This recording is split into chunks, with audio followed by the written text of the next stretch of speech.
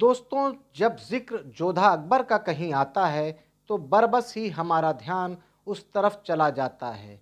आपने तमाम TV serial में और तमाम फिल्में देखी होंगी जोधा अकबर पर आधारित। तमाम वीडियोज़ आपने जोधा अकबर पर आधारित देखे होंगे। जोधा बाई शाकाहारी थीं, उनकी रसोई पर भी कई वीडियोज़ आपने देखे होंगे। लेकिन आज आपको हम जोधाबाई की शाकाहारी रसोई का रहस्य बताएंगे। आज हम उस सच्चाई से पर्दा हटाने की कोशिश करेंगे जिसको जोधाबाई की रसोई कहा जाता है। तो चलिए शुरू करते हैं जोधाबाई की रसोई से जुड़े कुछ अहम राज की बातें। राजस्थान की हर चीज़ निराली है, चाहे वहाँ का रहन सहन हो, चाहे वहाँ का इतिहास हो, चाहे वहाँ का महल हो, चाहे वहाँ का भोजन हो। राजस्थान की पहचान आज बन चुका है दाल बाटी चूरमा। दोस्तों, ये तुअर यानी कि अरहर की दाल से बनता है। राजस्थान से निकलकर दूसरे इलाकों में फैल गया, वहाँ से कई साम्राज्यों में होते हुए पूरे देश में फैल गया दाल बाटी चूरमा। इतिहासकारों का मानना है कि महारानी जोधाबाई को दाल बाटी चूरमा बहुत पसंद था। उनकी शाही रसोई में जो पंचमेल दाल बनती थी उसमें तुअर यानी कि अरहर की दाल भी मिलाई जाती थी। दोस्तों, ये सारी बातें आपको मैं इसलिए बता रहा हूँ क्योंकि आज का हमारा वीडियो जोधाबाई की शाही शाकाहारी रसोई पर आधारित है। ऐतिहासिक दस्तावेज़ों के अनुसार आज से करीब 400 साल पहले जब जोधाबाई की शादी अकबर से हुई थी और जोधाबाई मुग़ल महारानी बनी थीं, तब वो अपने साथ राजपूतों के कई शाकाहारी व्यंजनों को बनाने की विधि लेकर गई थीं, जिसमें ये तुअर दाल भी थी, जिसको बाद में मुग़ल बादशाह अकबर की शाही रसोई में पकाया जाने लगा था। दोस्तों, आपको बता दें कि जोधाबाई के आने से पहले मुग़लों की शाही रसोई में कोई भी शाकाहारी व्यंजन नहीं बनाया जाता था। ये जोधाबाई के रसूख की वानगी है कि अकबर की शाही रसोई में जोधाबाई की वजह से ही शाकाहारी व्यंजन बनना शुरू हुआ था। आपको बता दें कि जोधाबाई के पिता राजा भारमल ने तो अकबर से जोधाबाई की शादी का प्रस्ताव दे दिया था।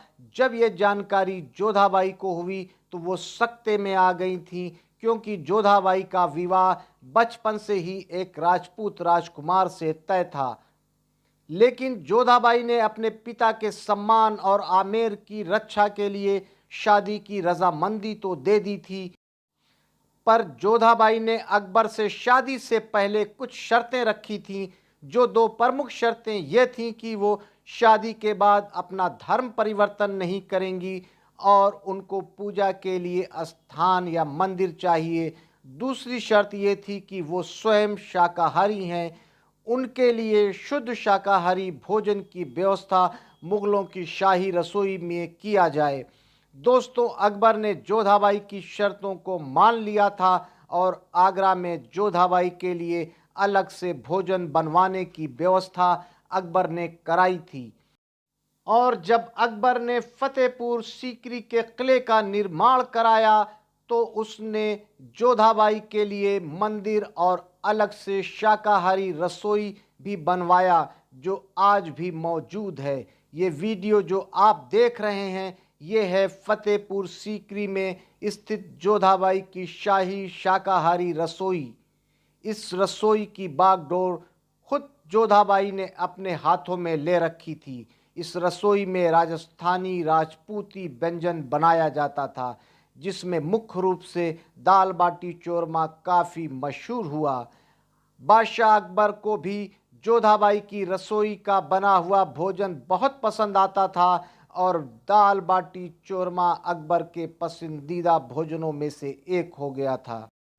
अकबर को जोधाबाई की शाकाहारी रसोई का बना हुआ भोजन इतना पसंद आया कि उसने एक फरमान जारी कर दिया था कि सप्ताह में एक दिन जोधाबाई की रसोई के बने हुए भोजन को दरबार में पेश किया जाएगा और सभी दरबारी शुद्ध शाकाहारी भोजन का आनंद लेंगे। जोधाबाई की रसोई का रसूख इतना था कि जब कोई शाही कार्यक्रम होता था तो जोधाबाई के रसोई में बना शाकाहारी भोजन इन शाही दावतों में परोसा जाने लगा था और उस समय जोधाबाई की शाही रसोई में काफ़ी हलचल बढ़ जाती थी और सभी लोग इन भोजनों को काफ़ी पसंद करने लगे थे। दोस्तों, फतेहपुर सीकरी में जोधाबाई की शाकाहारी रसोई की बनावट से आप अंदाज़ा लगा सकते हैं कि अकबर जोधाबाई का कितना मान और सम्मान करता था। इस रसोई की बनावट इतनी शानदार और व्यवस्थित है कि आप देखेंगे तो देखते ही रह जाएंगे। इस रसोई की वास्तुकला भी मुगलिया और राजपूताना शैली का मिश्रण है। इस रसोई को देखकर साफ नज़र आता है कि मुग़लों की ये एक बेहतरीन कलाकृति है। रसोई के अंदर मेहराबों पे की गई डिज़ाइन पूरी तरह से राजपूताना शैली में नज़र आती है और इसकी मेहराबें मुग़लिया शैली की अपनी अलग छाप छोड़ती दिखाई देंगी। रसोई के अंदर बने झरोखों पर कंगूरेदार बेहतरीन डिज़ाइन की गई है और चूने पत्थर के प्लास्टर पर बेहतरीन तरीके से हिंदू शैली में फूलों की डिज़ाइन बनाई गई है। फर्श पर पत्थरों को बहुत सलीके से सजाया गया है। इसकी मेहराबें बीच में सपाट हैं, नीचे शानदार नक्काशी की गई है और ऊपर बेहतरीन डिज़ाइनों से सजाया गया है। जोधाबाई की रसोई आज भी पर्यटकों के लिए एक दिलचस्पी का साधन है। पर्यटक बहुत ही कौतूहल के साथ उस समय की जोधाबाई की रसोई को देखते हैं जो आज भी मौजूद है और उस समय की गौरवशाली गाथा को बयान करती है और मुगलिया सल्तनत में जोधाबाई के रसूख की वानगी को पेश करती है।